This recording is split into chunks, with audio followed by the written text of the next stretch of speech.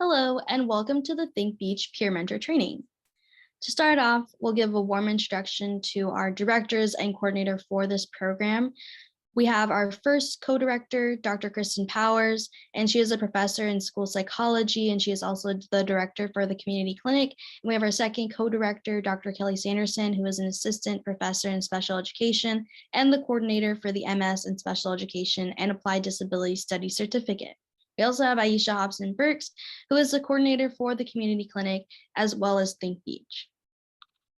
So to start off, we'll answer the question, what is an intellectual disability, otherwise known as ID?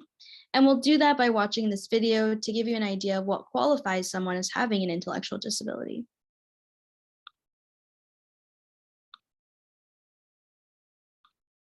This module provides a brief summary of what an intellectual disability is. An intellectual disability is a disability characterized by significant limitations in both intellectual functioning and in adaptive behavior, which covers many everyday social and practical skills. This disability originates before the age of 18. The U.S. Census Bureau estimates that approximately 3% or 6.5 million of civilian, non-institutionalized adults had ID in 2010. Intellectual functioning, also called intelligence, refers to general mental capacity, such as learning, reasoning, problem solving, and so on. It coexists with strengths. One way to measure intellectual functioning is an IQ test.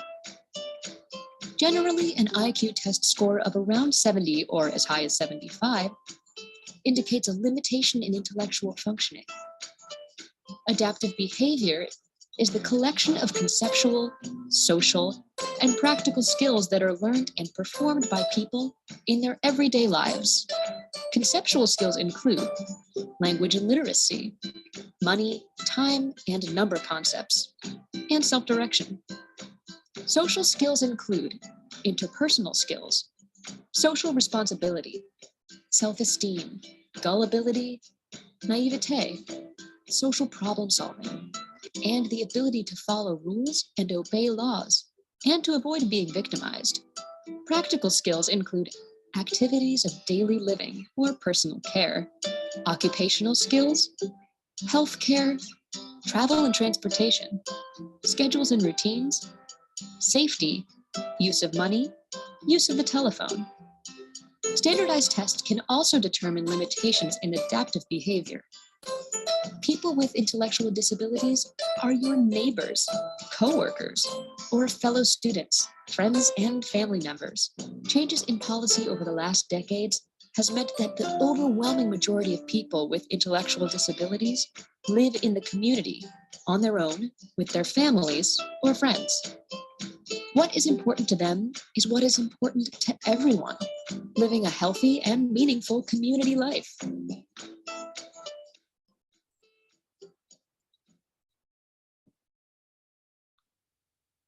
So hopefully this gives you a better understanding of what it means to have an intellectual disability. And this also means that your Think Beach mentee and student may need support with language, literacy, self-direction, social skills, problem-solving skills, and daily living skills. Think Beach is an inclusive college program for adults with intellectual disabilities, otherwise known as ID, and this is a fairly new movement. So typically these educational options were limited for students with ID following high school, and they are still limited on the West Coast. However, this is not special education. It is considered messy inclusion. And here we have our mission statement and our vision statement. So Think Beach is an inclusive post-secondary education program seeking to support a self-determined and fully inclusive life for people with intellectual and developmental disabilities that will lead to competitive integrated employment. And our vision statement is, through participation in college classes and campus life activities, students in the Think Beach program will increase their social skills, independence, and self-knowledge. Upon completion of the program, Beach scholars will have the skills necessary to transition to employment and/or independent living. A little bit more about Think Beach is that Think Beach is inclusive. And what this means is that Beach scholars will attend courses with other university students, and they'll also participate in social activities on campus, and they'll have full access to all university programs and services. Think Beach is also person-centered, and this means that the Beach scholars determine their own academic, career, personal, and social goals. They'll also determine the amount of support they need to be successful, and the curriculum will be individualized based on the scholar's goals and interests. Think Beach is also mutually beneficial, and this means that Beach scholars will help teach other students what it means to have an intellectual disability and learn more about their disability. It also means that professors will develop a universal design to ensure that the learning strategies meet the needs of all students in their classroom. What are peer mentors? Mentors will help guide students through daily college life and help them learn to take on the responsibilities that come with being a successful college student and adult. As a mentor, you play an important role in helping Beach scholars smoothly transition into higher education by encouraging them to think about the courses they want to take, social activities they're interested in, and employment options here on campus. Peer mentors wear many hats. They're not only there for the students as a role model, but also as a friend. So your responsibilities as a peer mentor include accompanying students to class, workshops, lunchtime, the rec center, and other social campus events that the Beach scholars may be interested in. You'll also assist the Beach scholar with planning their schedule and staying on task with their assignments. You'll help them navigate the campus and the resources available to them. You'll also help them problem solve by discussing problems with them and working together to develop a solution. Lastly, you'll be encouraging positive life skills such as proper nutrition, fitness, money management, stress management, and so on. Remember, peer mentors are not parents, social workers, counselors, romantic interests, nor supervisors. The goal of a mentor is to assist a student in becoming their own self-advocate and becoming as independent as possible. Peer mentors are a key part of the support team for Beach scholars. Although there are certain expectations of mentors, keep in mind that you are not alone.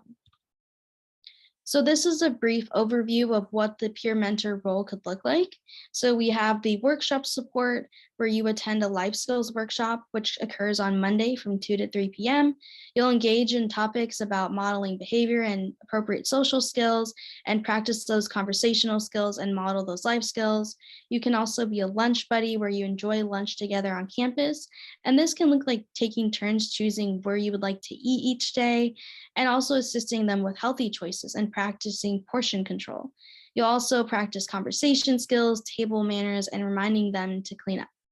You also can be a social support, which means encouraging them to enjoy the social activities or downtime here together on campus. You can take turns choosing activities or navigating from different places on campus within student organizations. You can also practice conversational skills, turn taking, and decision making. Additionally, you can also be a workout buddy. So you can work out together on campus, which includes the Student Recreational Wellness Center. We also have the Life Fit Center. And this means you can take turns choosing which workouts you would like to do with each other and also practice exercise routines to learn how to stay fit. When it comes to managing problems, we would like you to discuss problem-solving protocols with the team and find out what you are authorized to do, which requires approval from the Think Beach directors. We want you to have a positive attitude and avoid playing the blame game. Instead, focus on fixing the problem. We would also like you to listen carefully and exercise patience with your Beach scholar. We understand that you do not have to put up with any form of harassment, and we would like you to learn as much as you can about the person's concerns so that you can repeat and understand the issue if there is a need for clarification. We would like you to avoid cursing, and we would like you to modulate your voice, speak slowly but don't exaggerate, and avoid using a high-pitched tone. In case of an emergency, we would like you to contact 911 or the campus police at 562-985-4101. If there's any case where the behavior of a student, regardless of the reason or circumstance, is an immediate threat to themselves or potential harm to others. And then we would like you to encourage a scholar-mentor relationship. So we would like you to have a friendship with your mentee, but we would like to ensure that there are healthy and appropriate boundaries in place, which means no sexual relationships. And if there is any report of discrimination, harassment, or sexual misconduct, we would like you to inform us and others as immediately. Think Beach office and CSULB campus use. So the Think Beach office is located in ED2, room 155, which is otherwise known as the community clinic, but it is also a space for beach scholars to meet with the program directors and the coordinator. We encourage you to enjoy the campus as well. So we want you to be able to explore options around campus, gathering information, studying, and spending free time together between classes and activities. And if you would like to learn more about intellectual disabilities and programs available for students to apply to, you can visit the thinkcollege.net website. And thank you again for attending this mentoring workshop.